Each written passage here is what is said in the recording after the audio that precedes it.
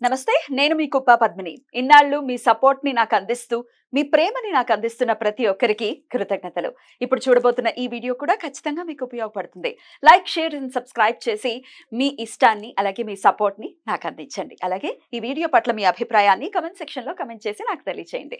నమస్తే. నమస్కారం. శుభోదయం కార్యక్రమానికి స్వాగతం. ఈరోజు 3వ తారీఖు మార్చి నెల 2024వ సంవత్సరం ఆదివారం. శ్రీ శోభకృత్ నామ సంవత్సరం ఉత్తరాయణం శిశిర ఋతువు. ఈరోజు మాఘమాస బహుళపక్ష సప్తమి తిథి ఉదయం 8:44 వరకు, తదుపరి అష్టమి తిథి. అనురాధ నక్షత్రం మధ్యాహ్నం 3:55 వరకు, తదుపరి జ్యేష్ఠ నక్షత్రం. నక్షత్ర వర్జం రాత్రి 9:37 నుండి 11:15 వరకు. అమృతకాలం తెల్లవారుజామున 4:59 నుండి ఉదయం 6:40 వరకు. హైదరాబాద్ ప్రాంతం వారికి సూర్యోదయం ఉదయం 6:33. సూర్యాస్తమయం సాయంత్రం 6:23. చంద్రోదయం రాత్రి 1:01. చంద్రాస్తమయం పగలు 11:19. అభిజిత్ ముహూర్తం మధ్యాహ్నం 12:04 నుండి 12:52 వరకు. దుర్ముహూర్తం సాయంత్రం 4:49 నుండి 5:36 వరకు. రాహుకాలం సాయంత్రం 4:54 నుండి సాయంత్రం 6:23 వరకు. గుళిక కాలం మధ్యాహ్నం 3:26 నుండి సాయంత్రం 4:54 వరకు.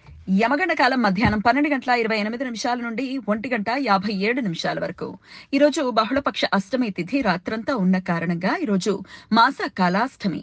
కాలభైరవ భక్తులు ప్రతి నెల వచ్చే బహుళపక్ష అష్టమి తిథి రోజు ఉపవాసం ఉండి కాలభైరవ రూపంలో శివుణ్ణి పూజిస్తారు. ఈరోజు శబరి జయంతి. మాఘమాస బహుళపక్ష సప్తమి తిథి రోజు శబరి జయంతి జరుపుకుంటారు. రామాయణం ప్రకారం శబరి శ్రీరామునికి పరమ భక్తురాలు. ముదిసిలి వయసులో కూడా రాముణ్ణి చూడటానికి కొన్ని సంవత్సరాల పాటు ప్రతిరోజు ఎదురు చూసిన పిమ్మట ఆమె భక్తికి మెచ్చిన రాముడే ఆవిడ్ను కలుసుకున్నాడు అని కథనం.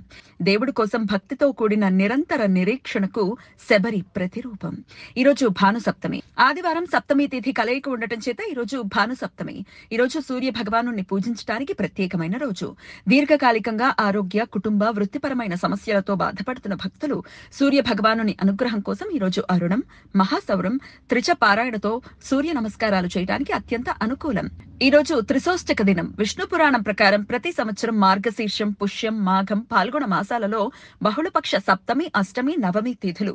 ఈ 12 రోజులను త్రిశోష్టకాలు అని పిలుస్తారు. ఈ రోజులలో గృహస్థులు తమ పూజా సమయంలో పితృదేవతలకు ఒకసారి నువ్వులతో తర్పణం వదలటం వలన వంశవృద్ధి, సంతాన అభివృద్ధి జరుగుతుంది అని నమ్మకం. ఈ సమాచారాన్ని మనకందించిన వారు మేడికొండూరు విశ్వనాథ్ ప్రసాద్ గారు. ఆయనకు కృతజ్ఞతలు తెలియజేస్తూ శ్రీరామ స్మరణతో సమస్త సన్మంగళాని భవంతు. నమస్కారం.